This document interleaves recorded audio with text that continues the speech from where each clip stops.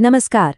तो चलिए, आज तारीख है 21 जनवरी 2026 और हम बात करने वाले हैं उन बड़ी खबरों की जो भारत और दुनिया भर में सुर्खियां बटोर रही हैं। और सबसे ज़रूरी बात, समझेंगे कि इन सब का हमारे लिए मतलब क्या है।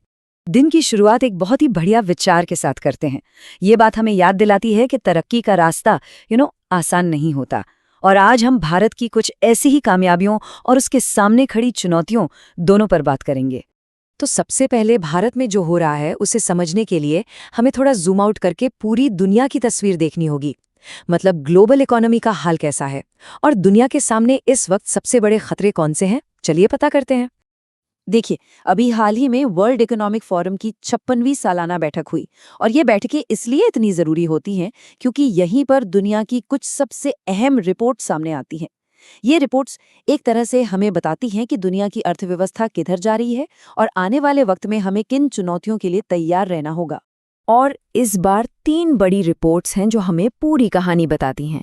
एक तरफ है IMF जो कह रहा है कि ग्लोबल ग्रोथ की रफ्तार थोड़ी सुस्त है।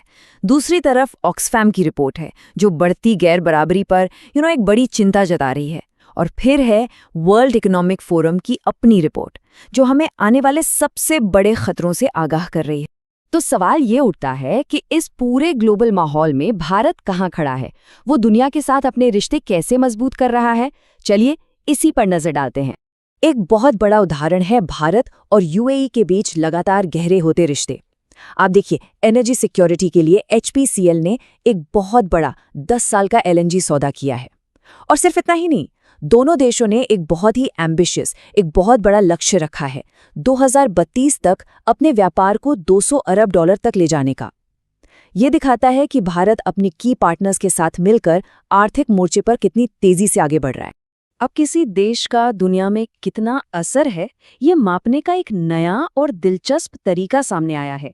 इसे कहते हैं रिस्पॉन्सिबल नेशन इंडेक्स। ये इंडेक्स ये नहीं देखता कि देश कितना अमीर या ताकतवर है, बल्कि ये देखता है कि वो दुनिया की भलाई में कितना योगदान दे रहा है। और पता है इसमें भारत को कौन सी रैंक मिली है? 16वीं। ये वाकई एक बहुत बड़ी उपलब्धि है। ये दिखाता है कि दुनिया अब भारत को सिर्फ एक उभरती ताकत के तौर पर नहीं, बल्कि एक जिम्मेदार और प्रभावशाली देश के रूप में देख रही है। और भारत का ये असर सिर्फ इकोनॉमी तक ही सीमित नहीं है।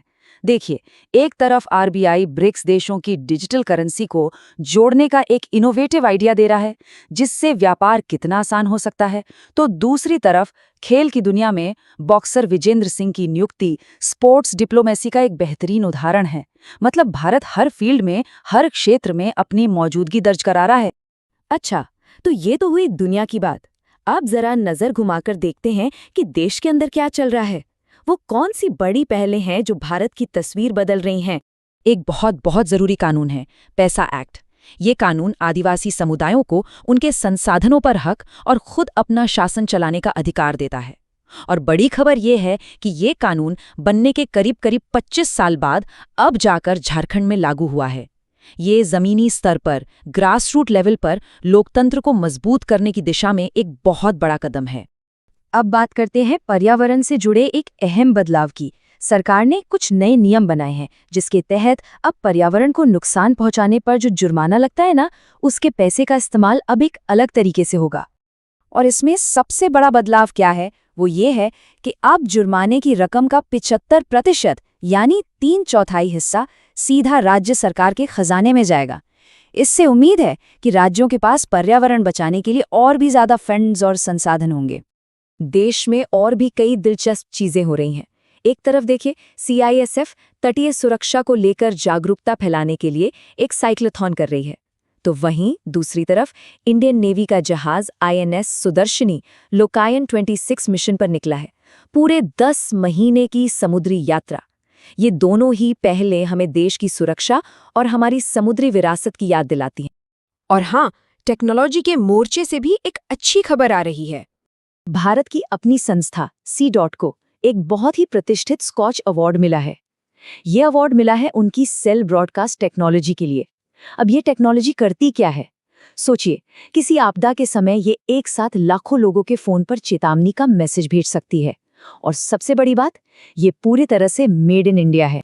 तो इन सब खबरों को एक साथ रखकर देखें तो भारत के लिए आगे का रास्ता कैसा दिखता है। कहानी में एक ट्विस्ट है।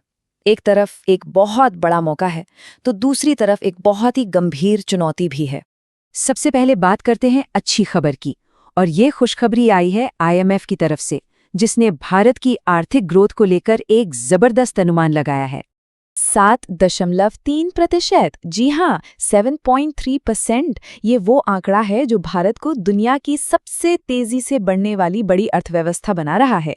ये एक ऐसा मौका है जो देश के लिए अनगिनत नई संभावनाओं के दरवाजे खोल सकता है।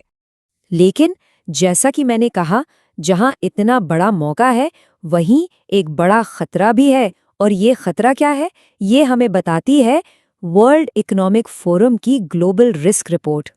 तो 2026 की पूरी कहानी इसी एक स्लाइड पर सिमट जाती है। एक तरफ है 7.3% की शानदार ग्रोथ का मौका, और दूसरी तरफ है साइबर सिक्योरिटी का बढ़ता हुआ खतरा, जिसे दुनिया का सबसे बड़ा रिस्क माना जा रहा है। भारत को इसी पतली रस्सी पर संतुलन बनाकर चलना होगा। तो आज हम आपको इसी बड़े सवाल के साथ छोड़े जा रहे हैं। एक तरफ इतिहास बनाने का मौका है तो दूसरी तरफ एक बहुत बड़ा जोखिम। भारत इस मौके का फायदा कैसे उठाएगा और इस जोखिम से कैसे निपटेगा? आने वाले वक्त में इसका जवाब ही देश की दिशा तय करेगा।